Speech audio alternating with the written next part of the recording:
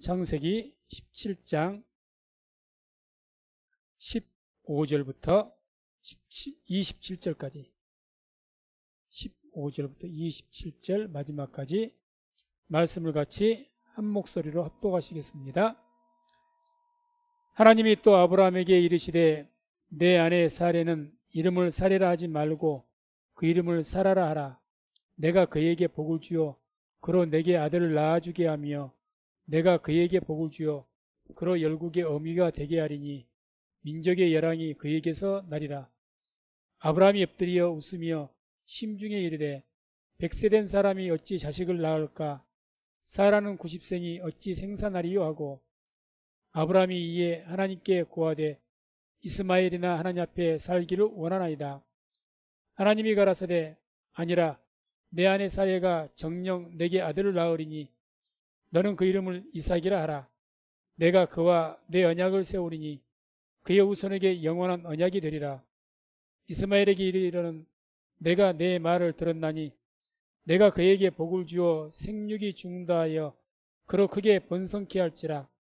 그가 12방백을 낳으리니 내가 그로 큰 나라가 되게 하려니와 내 언약은 내가 맹년 이 기한에 사라가 내게 낳을 이삭과 세우리라. 하나님이 아브라함과 말씀을 마치시고 그를 떠나 올라가셨더라. 이에 아브라함이 하나님이 자기에게 말씀하신 대로 이날에 그 아들 이스마엘과 집에서 생장한 모든 자와 돈으로 산 모든 자 곧 아브라함의 집사람 중 모든 남자를 데려다가 그 양피를 비었으니 아브라함이 그 양피를 벤 때는 99세이었고 그 아들 이스마엘이 그 양피를 벤 때는 13세이었더라. 당일에 아브라함과 그 아들 이스마엘이 할례를 받았고 그 집의 모든 남자 곧 집에서 생장한 자와 돈으로 이방 사람에게서 사온 자가 다 그와 함께 할례를 받았더라. 아멘. 오늘 이 말씀은 하나님께서 아브라함에게 다시 한번 할례를 통해서 하나님의 그 약속을 재확인해 주는 그런 내용이라고 볼 수가 있습니다. 그래서 이제 하나님께서 아브라함에게 이미 이전에 이제 아브라함을 아브라함이라고 하는 그런 이름을 이렇게 바꾸시고 이제는 또 사레의 이름을 이렇게 변경을 시켜줍니다. 15절 16절 보면 하나님이 또 아브라함에게 이르시되 내 아내 사레는 이름을 사레라 하지 말고 그 이름을 사라라 하라. 내가 그에게 복을 주어 그로 내게 아들을 낳아주게 하며 내가 그에게 복을 주어 그로 열국의 어미가 되게 하리니 민족의 열왕이 그에게서 나리라. 하나님께서 분명하게 말씀을 하죠. 이제 내 아내 사레를 통해서 아들을 낳게 할 것이고 또 사라가 낳은 가이에게 복을 주어서 그를 통해서 많은 민족을 이루게 하시겠다. 이런 말씀이죠. 그래서 주시면 이 말씀 중에서 내가 그에게 복을 주어라는 말씀을 두 번을 반복을 하죠. 그래서 2절 보면 내가 그에게 복을 주어서 아들을 낳아주게 하고 또 내가 그에게 복을 주어서 열국의 어미가 되게 하겠다. 그러니까 사레에게 계속해서 하나님께서 여기서 그는 누구를 말합니까? 사레에게 복을 준다는 거죠. 사라에게 복을 주어서 뭘 하겠다는 겁니까? 아들을 낳아주게 하겠고 아들을 낳아주게 했고 또 물론 사라가 낳을 이삭도 포함이 된 이야기이겠습니다만 또 내가 그에게 복을 주어 사레에게 복을 주어서 그로 열국의 어미가 되게 할 것이다. 그리고 민족의 열왕이 그에게서 민족의 열왕은 누구를 말하겠습니까? 이삭 앞으로 그 열왕들을 이렇게 조상이 될 그런 이삭을 사레에게서 낳게 하겠다. 그래서 한마디로 하나님께서 내가 그에게 복을 주신다고 했는데 그 복을 주시는 그 어떤 방법, 그 방법이 아들을 낳아주게 하겠다. 그리고 또한 열국의 어미가 되게 하겠다. 무엇이 되게 하겠다? 또 열왕이 그에게서 나게 하겠다.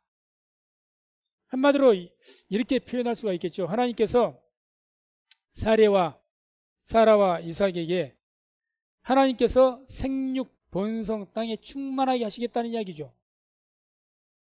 낳게 하겠다는 것은 생육, 태어나게 하고 자라게 하겠다. 열국이 어미가 되게 하고 또 열왕이 그에게 나게 하겠다. 번성 땅의 충만이죠. 생육 번성 땅에 충만하게 하겠다. 그런 하나님의 축복의 말씀과 같다고 볼 수가 있습니다. 이 말씀은 우리가 뭘 기억하게 하는 말씀입니까? 창세기 1장 28절 보면 하나님께서 여섯째 날까지 모든 세상 만물을 창조하시고 또 인간을 지으시고 마지막에 주님께서 모든 하나님의 그 지으신 인간에게 축복을 하시면서 아담과 하와에게 축복하시면서 하나님이 그들에게 복을 주시며 그들에게 이르시되 생육하고 번성하여 땅에 충만하라. 땅을 정복하라. 바다의 고기와 공중의 새와 땅에 움직이는 모든 생물을 다스리라. 이 말씀과 같이 하나님께서 아담과 하와에게 주었던 그 복을 다시 한번 재천명하셨다. 이렇게 볼 수가 있습니다. 그런 복을 그래서 내가 그에게 복을 주겠다. 복을 주겠다. 그래서 복을 주어서 생육 번성 땅에 충만하게 하겠다. 이런 말씀이라고 볼 수가 있습니다. 그렇게 하나님께 축복을 하시니까 말씀을 해주시니까 17절 18절에 이제 아브라함의 반응이 나옵니다. 아브라함이 엎드려 웃으며 심중에 이르되 100세 된 사람이 어찌 자식을 낳을까? 사라는 90세니 어찌 생산하리요 하고 아브라함이 이에 하나님께 고하되 이스마엘이나 하나님 앞에 살기를 원하나이다. 100세 된 사람이 어찌 자식을 낳을까?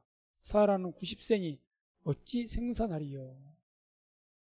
자신의 나이는 100살이나 되었고 또 자기 아내도 90세가 되었는데 어떻게 아이를 낳을 수가 있겠는가? 생물학적으로. 한마디로 그 사람의 어떤 일반적인 생각을 통해서 자신의 아브라함의 그 인간적인 생각을 통해서 하나님의 말씀을 믿지 못한 거죠. 믿지 못한 겁니다. 그래서 우리는 하나님 말씀을 볼 때마다 참 하나님의 말씀은 우리 인간의 어떤 생각의 범주 내에서 말씀을 하시면 참 믿기가 좋을 텐데 거의 대부분의 모든 말씀들은 인간의 생각의 범주를 벗어나 버립니다. 도무지 이해하기가 힘들고 합리적이지도 않는 것 같고 논리적이지도 않는 것 같고 더 심지어 더 심하게 말씀드리면 말도 안 되는 그런 말씀들이 너무 많다는 것. 그래서 그런 말씀들이 쭉 나오는데 그 하나님의 그 말씀들을 우리가 볼 때마다 인간의 생각을 대입을 시키면은 절대 말씀을 믿을 수가 없게 되는 겁니다. 어떻게 믿겠습니까? 못 믿는 거죠. 고린도전서 15장 35절도 보면은 이제 이렇게 말씀을 하죠. 사람들이 부활을 이해를 못하는 거예요. 부활을 어떻게 이해하겠습니까? 죽은 자가 살아나는 것을 어떻게 이해를 해요? 말이 되는 소리를 해야죠. 말이 안 되죠. 그래서 고린도전서 15장 35절에도 이런 말씀이 나옵니다. 누가 묻기를 죽은 자들이 어떻게 다시 살며 어떠한 몸으로 오느냐 하리니. 아니 죽은 자가 어떻게 살겠느냐.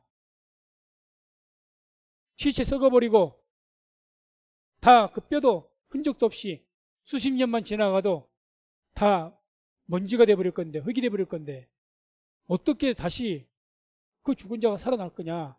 말이 안 된다는 이야기죠. 그래서 이와 같이 하나님의 말씀들 우리에게 약속으로 주신 말씀들 참 인간의 이성이나 인간의 생각의 범주로 생각한다면 믿을 말씀은 하나도 없습니다. 어떻게 주님의 부활을 믿을 것이고 말씀으로 창조하셨다는 말씀을 어떻게 믿고 다시 오신다는 말씀을 어떻게 믿고 어떻게 믿겠습니까? 그래서 우리가 하나님의 말씀은 인간의 생각해보고 믿는 것이 아니라 생각을 앞세우면 절대 못 믿습니다. 그저 하나님의 말씀은 어떤 자가 복이 있느냐, 하나님께서 들을 귀를 주시고 믿음의 은사를 주셔서 믿어지게 될 때 그 자가 복된 자인 줄로 믿습니다. 그 자가 복된 자입니다. 그래서 항상 우리가 신앙생활 할 때 이 생각을 하시면 됩니다. 사람의 생각, 즉 우리의 인간적인 생각은 반드시 우리의 믿음을 해방하겠구나. 이걸 우리가 잊어서는 안 됩니다. 그래서 이런 생각을 앞세우면 내 삶에 어떤 문제가 있습니다. 사람의 방법으로는 고치지 못할 병, 또 인간적으로 생각했을 때는 이 문제를 도무지 해결할 수 있는 방법이 없어요. 그래서 그런 문제나 그런 어떤 일 앞에서 우리가 생각을 하면, 그것을 깊이 생각하면 우리의 믿음은 방해를 받고 그로 인해서 하나님께 기도를 하지 않게 되어 있습니다. 그래서 많은 유식한 사람들이 하나님의 말씀을 믿기보다는 자꾸 생각을 하려고 해요. 생각을. 하나님의 말씀은 생각하는 것이 아니라 하나님의 말씀을 듣고 믿는 겁니다. 믿는 거예요. 믿음의 대상이 하나님의 말씀이지 인간이 생각하고 판단하고 분별하고 그건 논단을 하고 그게 하나님의 말씀이 아니죠.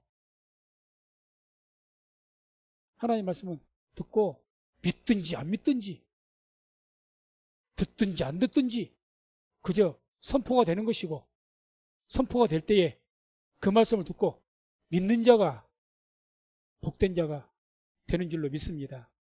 그래서 우리가 이사야 55장 8절 9절을 같이 한번 말씀을 합독하겠습니다.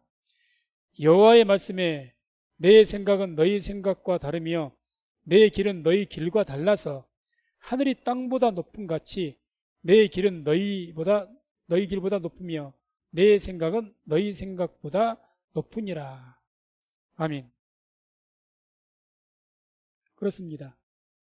하나님의 생각은 우리 생각은 완전하게 다릅니다. 그래서 하나님의 그 길 모든 방법은 하늘이 땅보다 높은 것 같이 하늘과 땅 차이라는 이야기죠. 그렇게 높습니다. 그렇기 때문에 자꾸 이 하나님의 말씀을 듣고 인간적으로 생각을 해보겠다? 그러면 믿을 수가 없는 거죠. 믿을 수가 없는 겁니다. 그래서 바라기는 항상 우리 모든 성도님들에게, 저나 우리 모든 성도님들에게 믿음의 은사가 우리에게 충만하여서 말씀을 들을 때마다 그것이 들려지고 선포되어지는 대로 다 믿게 되어지는 그런 은혜가 있기를 주의 이름으로 축원을 드립니다. 그러나 오늘 말씀에 아브라함은 그렇지는 못한 거예요. 아브라함, 믿음의 조상인 아브라함조차 그러지 못한 겁니다. 어떻게 내가 나이가 100세가 되고 아내가 90세가 되어서 경수가 여인에서 아이를 낳을 수 있는 생리적인 모든 것들이 다 끊겼는데 어떻게 자식을 낳을 것인가? 그러나 그러한 인간적인 절망적인 상황 속에서도 믿을 때 하나님의 기적이 나타나게 되고 믿을 때 그러한 가운데도 이삭은 탄생하게 되는 줄로 믿습니다. 믿을 때 귀에 열리는 거죠. 믿을 때. 그 다음에 19절에 주님께서 분명하게 다시 한번 강조하십니다. 하나님이 가라사대 내 아내 사라가 정녕 내게 아들을 낳으리니 너는 그 이름을 이삭이라 하라. 내가 그와 내 언약을 세우리니 그의 후손에게 영원한 언약이 되리라. 다시 한번 강조. 정령 내게 아들을 낳을 것이다. 사라가 정령이란 말을 씁니다. 반드시 기필코 이런 의미입니다. 왜 이렇게 강조하십니까? 아브라함이 못 믿으니까 어떻게 그런 일이 있을 수가 있겠습니까? 그러니까 말씀하신 거죠. 아니다. 반드시 사라를 통해서 아들을 낳게 될 것이다. 반드시. 그렇게 말씀한 거죠. 그리고 나서 더 나아가 하신 말씀이 내가 그와 내 언약을 세우리니 그의 후손에게 영원한 언약이 되겠다. 여기서는 그가 누굽니까? 이삭을 말하죠. 내가 이삭과 언약을 세우겠다. 그 언약은 그 이삭의 모든 후손들에게 영원한 언약이 되겠다는 거죠. 그래서 이 언약을 세우리니에서 세우리니가 쿰이라는 성경 원어를 사용하는데 이것은 이제 사역동사라고 해서 하나님께서 이제 확정하다 그 뜻을 가지고 있거든요. 그냥 저절로 확정된 것이 아니라 하나님께서 확정을 그 하나님의 언약을 확정시키겠다는 겁니다. 확정시키겠다. 내가 이 이삭을 통해서 그 후손들에게 열왕이 거기서 많은 민족이 나게 하고 그렇게 되는 것을 내가 확정시키겠다는 이야기죠.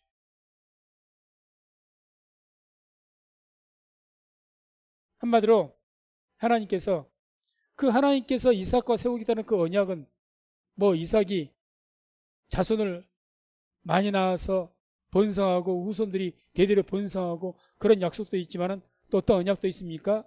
가나안 땅을 하나님께서 그들에게 또 주고 그들을 통해서 하나님의 기업을 이루겠다는 모든 약속이 그 안에가 다 있는 것 아니겠습니까?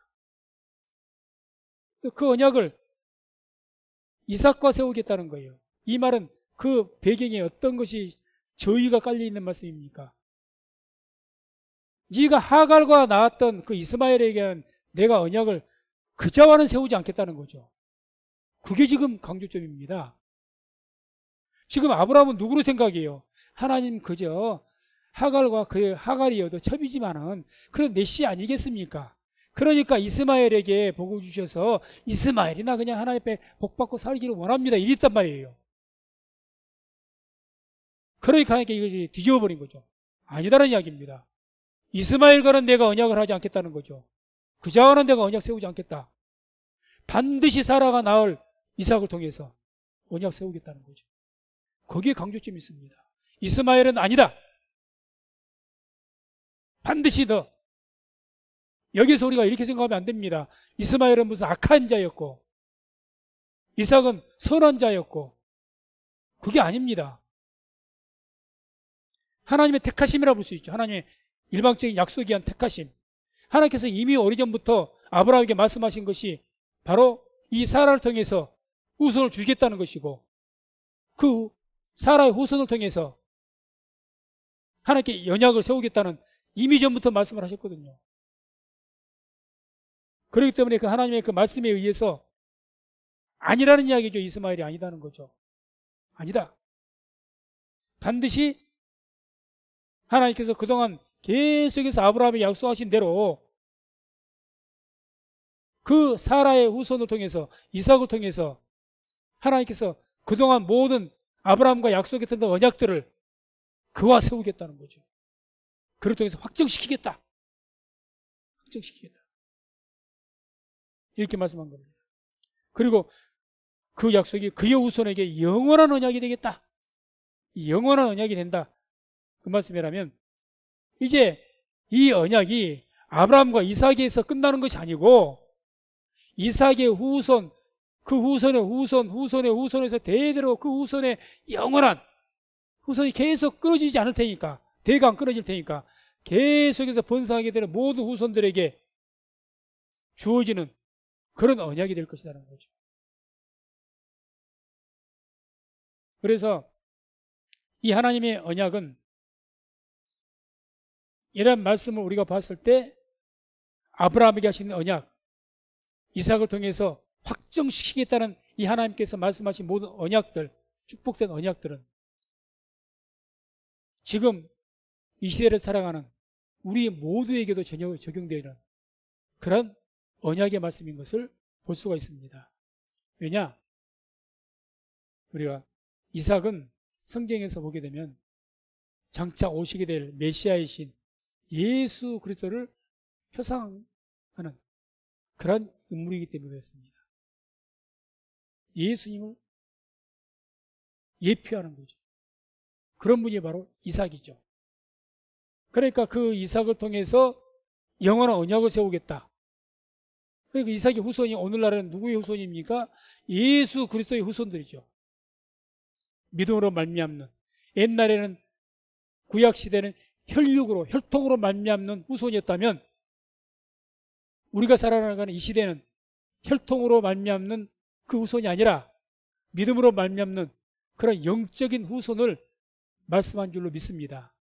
그렇기 때문에 예수 그리스도의 후손들, 지금의 예수님을 영접하고 믿는 모든 자들에게 아브라함과 이삭과 야곱에게 주신 그 모든 하나님의 언약이 다 우리 모두에게 적용되어지는 그런 축복의 언약인 줄로 믿습니다. 그래서 이삭은요, 왜 예수님의 표상이 되느냐? 먼저 하나님께서 이런 아브라함과 사라가 전혀 아이를 낳을 수 없는 불가능 가운데, 그런 가운데 출생하게 하신 이유가 있습니다.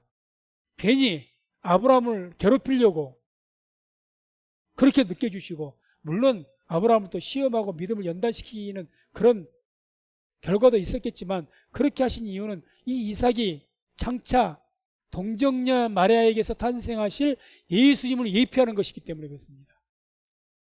그래서 전혀 자식을 낳을 수 없는 그런 나이에, 그런 때 이삭을 출생시키는 거죠. 두 번째로 이삭이 예수님을 예표하는 그 이유는, 자, 아브라함에게 하나님께서 뭐라고 약속하셨습니까?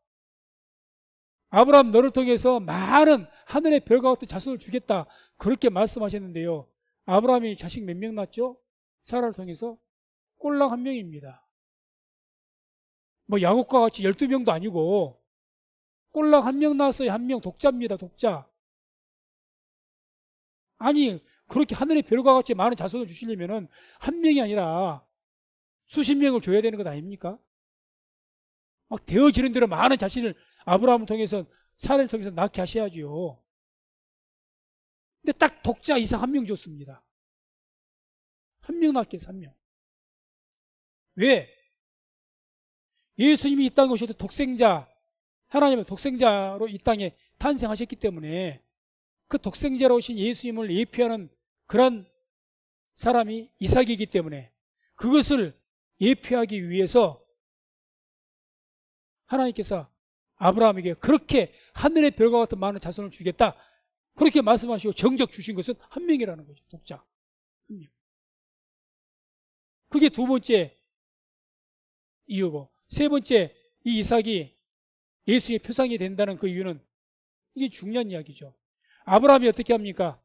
이제 어느 정도 시간이 흘러서 이삭이 소년으로 자랐을 때 하나님께서 아브라함에게 내 독자 이삭을 번제로 바쳐라 그럽니다. 번제로 하나님께 드리라. 하나님께 바쳐진 그런 이삭이었습니다. 예수님께서 이 땅에 오셔서 육신의 몸을 입으시고 십자가에서 죽으심으로 하나님께 바쳐졌던 것처럼 바로 그러한 모든 것을 예표하는 분이 이삭이었기 때문에 하나님께서는 이삭을 통해서, 그러한 이삭을 통해서 영원한 언약을 세우겠다, 이 말씀은 곧 앞으로 오시게 될 메시아 예수님의 그 모든 후손들에게 주시는 영원한 언약으로 삼으시기 위해서 그와 같이 말씀을 하신 거라는 거죠. 그래서 우리는 이와 같이 다 예수 그리스도의 후손들이므로 이런 그 예수님의 표상되어진 그 이삭이 주신 모든 영원한 그 언약이 우리에게도 주어지고 그 언약에 받을 그런 후손들인 줄로 믿습니다. 다음에 이제 20절, 21절 계속 주님께서 말씀하시죠. 이스마엘에게 이르러는 내가 내 말을 들었나니 내가 그에게 복을 주어 생육이 중다하여 그로 크게 번성케 할지라. 그가 12방백을 낳으리니 내가 그로 큰 나라가 되게 하려니와 내 언약은 내가 명년 이 기한에 사라가 내게 낳을 이삭과 세우리라.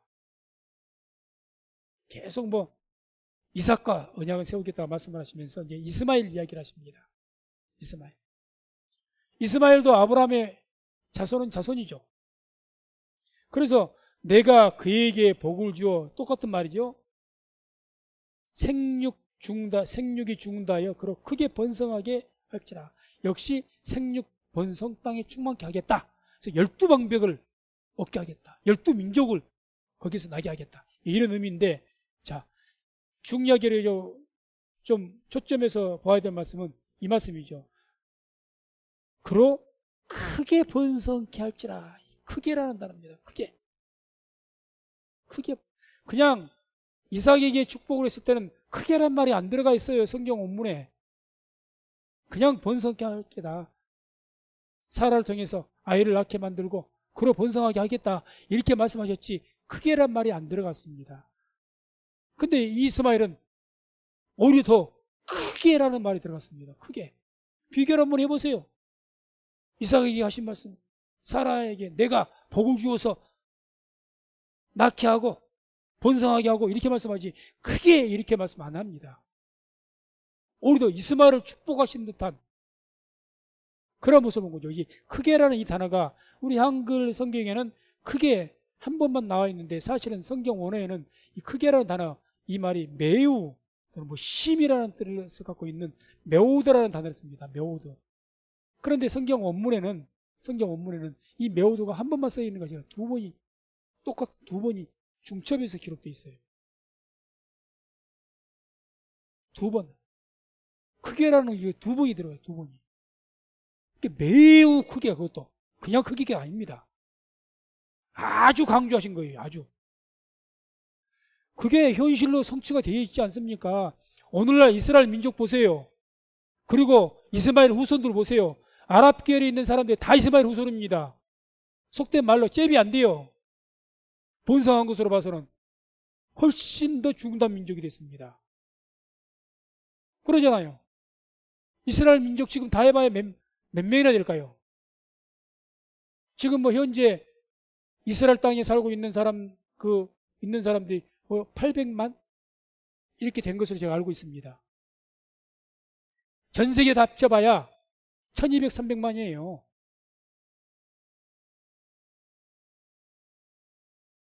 그와 반면 이스마엘 그쪽 후손들은 수억 명입니다. 수억 명. 비교가 안 되는 거예요. 비교가. 번성케 한다는 그 초점을 맞춘다면 이스마엘이 훨씬 더 세상에서 번성하였고요.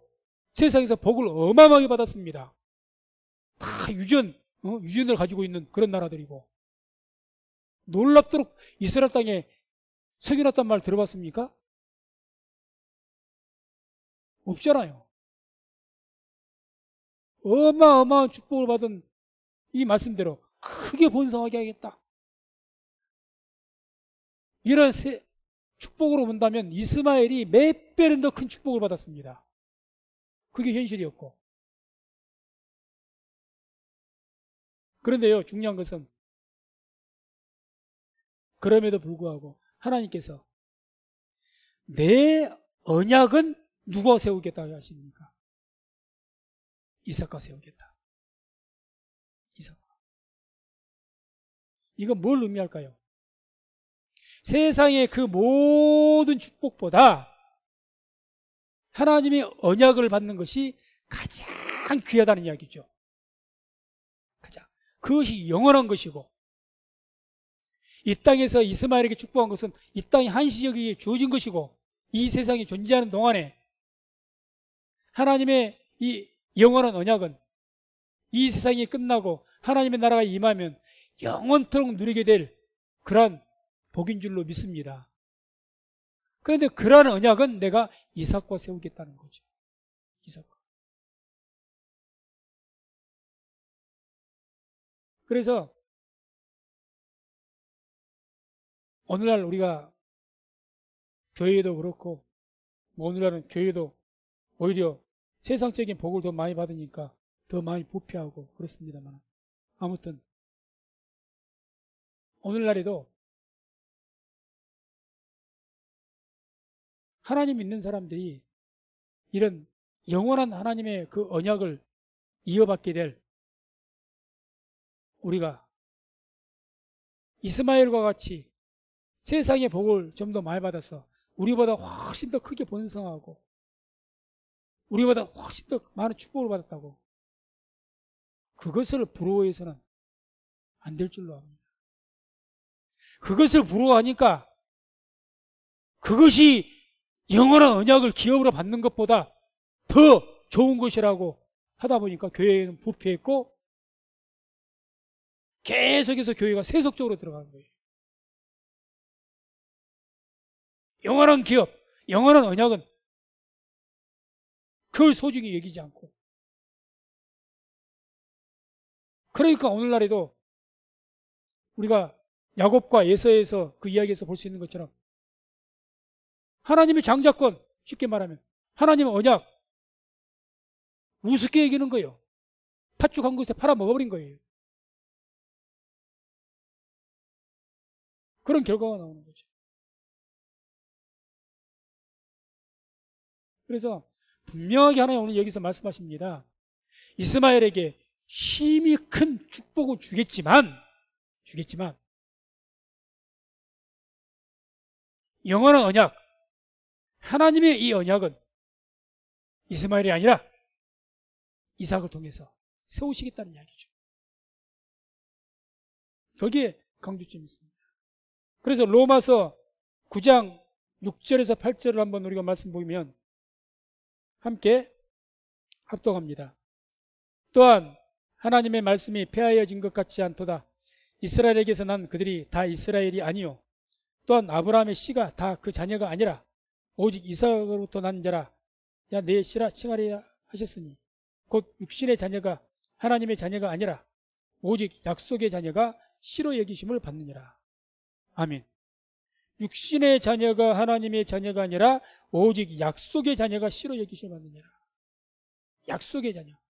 그러니까 우리는 어떤 자녀입니까? 약속의 자녀죠. 약속의 자녀. 육신으로 한다면 우리가 이삭과 무슨 그 민족과 무슨 관계가 있습니까? 한국 사람들이. 약속의 자녀. 약속의. 그래서 하나님의 이런 언약은 이삭의 표상으로 이 땅에 오신 우리 주 예수 그리스도를 통해서 하나님의 언약이 확정이 되어지는 일로 믿습니다. 그래서 하나님의 약속은 예수 그리스도를 통해서 이루어집니다. 예수님을 통해서. 그래서 예수 그리스도 이름에 약속이 있는 거죠. 하나님의 약속이 그 안에 있는 거죠. 그러니까 주님께서도 이 천국 열쇠를 내게 주리니 교회에 주신다는 거예요. 교회. 내가 이 땅에서 매면 하늘에서도 매일 것이고 이 땅에서 풀면 하늘에서 풀리게 될 것이다.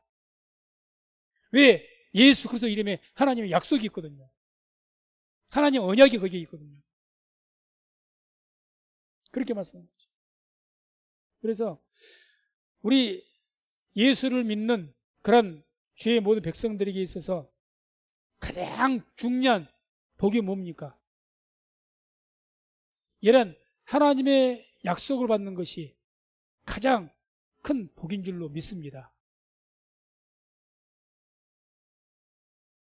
그런데 솔직히 우리가 우리 자신들 돌아볼 때 그렇지 않을 때가 너무 많다는 것이 안타까운 일인 거죠. 그렇지 않을 때가 너무 많은 거예요. 예수님을 믿으면서 하나님의 나라를 바라본다고 하면서도 그런 하나님의 영원한 기업, 영원한 언약,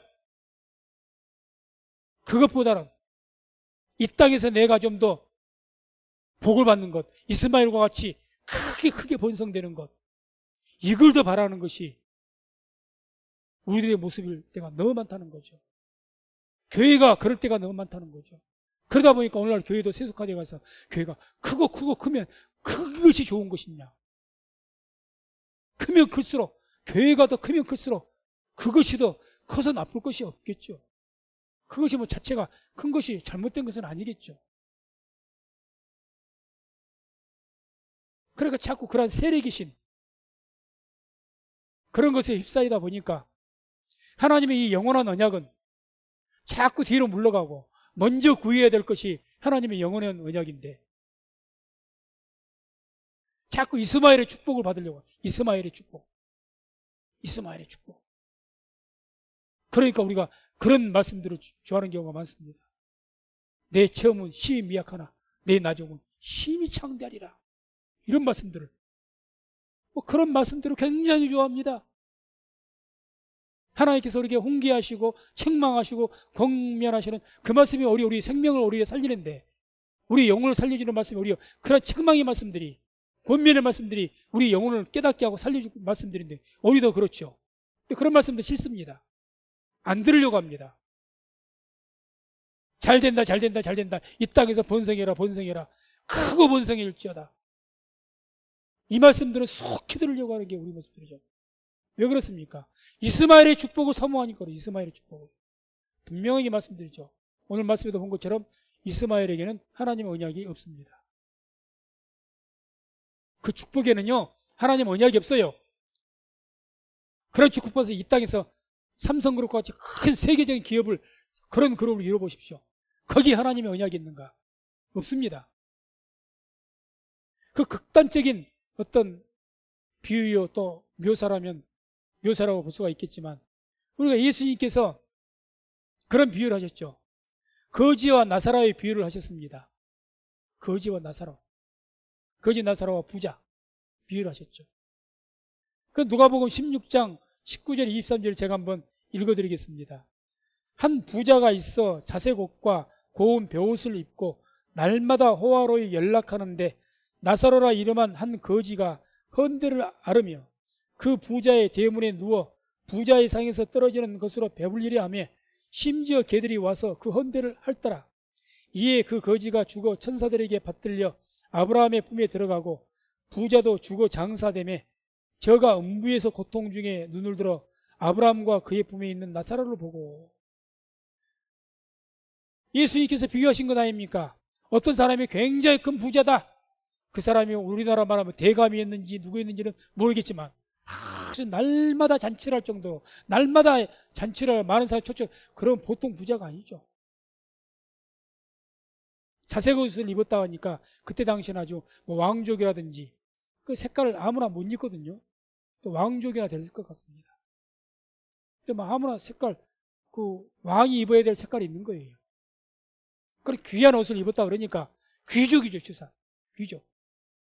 귀족에 부유하고 날마다 호화로 권세 있고 명예 있고 돈 있고 날마다 연락하는.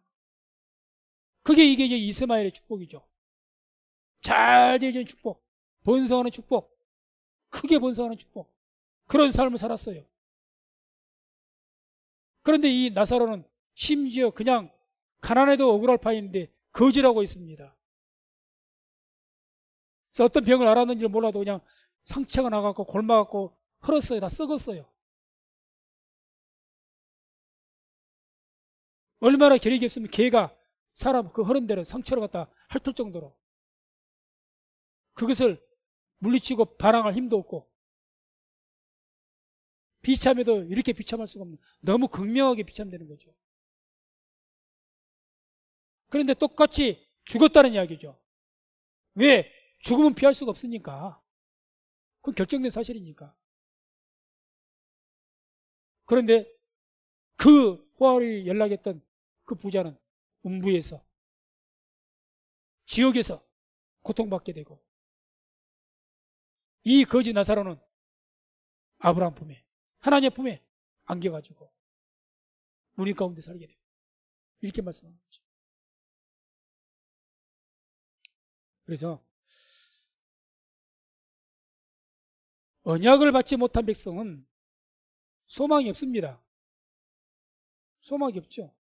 아무리 번성해도 소망이 없는 거예요. 그것을 깨달은 사람이 솔로몬 아닙니까? 솔로몬 같이 번성했던 사람이 누가 있어요? 그가 전도서 1장 2절에 헛되고 헛되며 헛되고 헛되니 모든 것이 헛되도다, 이렇게 고백한 거다.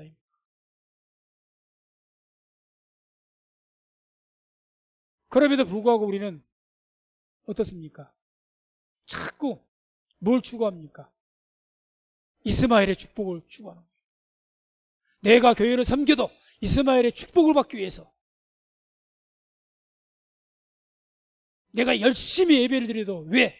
이스마엘의 축복을 받기 위해서. 그것이 과연 하나님 보시기에 옳을까? 우리가 깊이 생각을 해봐야 될 겁니다.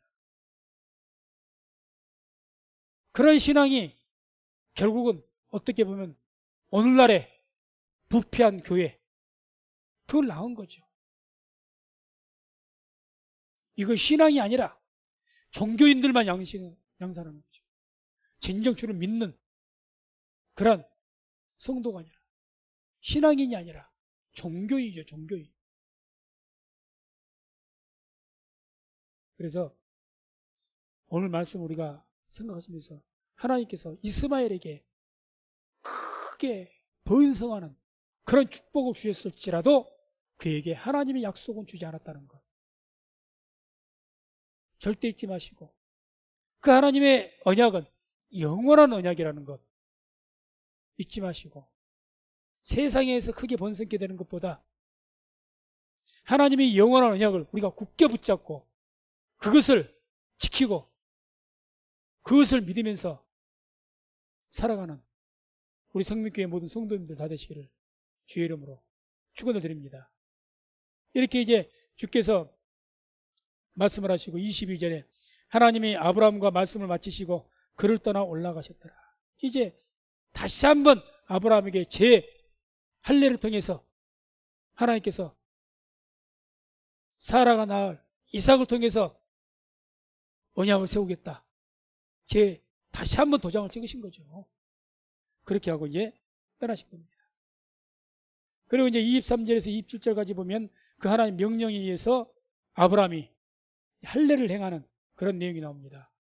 이에 아브라함이 하나님이 자기에게 말씀하신 대로 이 날에 그 아들 이스마엘과 집에서 생장한 모든 자와 돈으로 산 모든 자, 곧 아브라함의 집사람 중 모든 남자를 데리다가 그 양피를 베었으니 아브라함이 그 양피를 벤 때는 99세이었고 그 아들 이스마엘이 그 양피를 벤 때는 13세이었더라. 당일에 아브라함과 그 아들 이스마엘이 할례를 받았고 그 집의 모든 남자, 곧 집에서 생장한 자와 돈으로 이방 사람에게서 사온 자가 다 그와 함께 할례를 받았더라. 하나님의 말씀에 의해서 이제는 할례를 행한 겁니다. 여기서 중요한 것은 23절과 27절에 중요한 의미가 있죠. 이스마엘과 집에서 생장한 모든 자와 돈으로 산 모든 자, 이방인들까지 종들까지 다 할례를 받았다, 그 말씀이 나오죠. 또 역시 27절에 그 집의 모든 남자, 곧 집에서 생장한 자와 돈으로 이방 사람에게서 사온 자가 다 그와 함께 할례를 받았다. 그러니까 누가 할례를 받? 육신으로 이삭의 후손만이 아니라, 아브라함의 후손만 아니라 아브라함과 함께 살았던 사람들은 다 뭘 받았더라? 할례를 받았더라. 이 말은 다른 말로 표현하면 어떤 이야기입니까? 아브라함과 함께 산 자는 다 하나님의 언약의 기업을 받을 수 있는 후손이 되었더라, 이야기입니다. 아브라함과 같이 산, 그게 종이든지 이방 사람이든지 누가 됐든지 간에, 이스마엘이 됐든지 간에 그 아브라함에 거하는 사람들 다 그렇게 되었더라. 그래서 이런 아브라함 안에 있는 모든 자가 할례를 받듯이 예수 안에 있는 모든 자는 다 하나님의 그 영원한 언약을 받게 되는 줄로 믿습니다. 그래서 이런 이 예수님, 예수 그리스도 안에 있는 자, 예수 그리스도 안에 있는 자가 보다 더 구체적으로 우리가 이야기한다면 예수 안에 있는 자가 누가 예수 안에 있는 자입니까? 교회 안에 있는 자가 예수 안에 있는 자인 줄로 믿습니다. 왜? 교회의 머리가 예수님이니까. 교회의 머리가 예수님이니까. 교회 안에 있는 자가 예수 안에 있는 자이죠. 그래서 우리가 구약 성경에도 이 교회의 예표, 어떤 표상으로 그 보여지는 그런 말씀들이 있는데 그 교회의 표상으로 또는 예수님의 표상으로 볼 수 있는 것들이 많이 있죠. 그래서 교회의 표상으로 볼 수 있는 것, 그런 내용들이 노아의 방주라든지 뭐 유월절에 문설주와 임방에 피를 바른 집이라든지 이런 모든 것들이 예수 안에 있는 것, 교회 안에 있는 것을 이야기하죠. 노아의 방주 안에 있는 것, 노아의 자녀가 아니고 누든지 아마 노아가 다 회개하라고 이야기하고 다 들어오라고 했을 때 방주에 누구든지 들어가면 다 구원받았을 겁니다. 안 들어갔을 뿐 자기들 안 들어간 거죠. 유월절 문설주와 피를 바른 그 집에 애굽 사람도 들어가면 구원을 받았을 것이고 다른 모든 이방인도 들어갔으면 구원을 받았을 겁니다. 안 들어가니까 문제가 되는 거죠. 이와 같이 그런 노아의 방주나 유월절에 피가 있는 이런 모든 것들을 다 교회의 표상이 되어지는 거죠. 예수의 표상. 그래서 그 안에 있는 자가 다 누구든지 구원을 받는, 누구든지 예수 그리스도를 믿는 자는, 예수 안에 있는 자는 다 구원을 받는 은혜가 있는 줄로 믿습니다. 그래서 교회 안에 소망이 있습니다. 교회 안에 하나님의 약속이 있습니다. 이 사실을 굳게 믿으시고 앞으로 모든 삶을 살아갈 때 교회 중심으로 성실하게 신앙생활하면서 하나님의 언약을 받으시고 그 언약을 누리는 그런 삶을 살아가시기를 주의 이름으로 축원을 드립니다.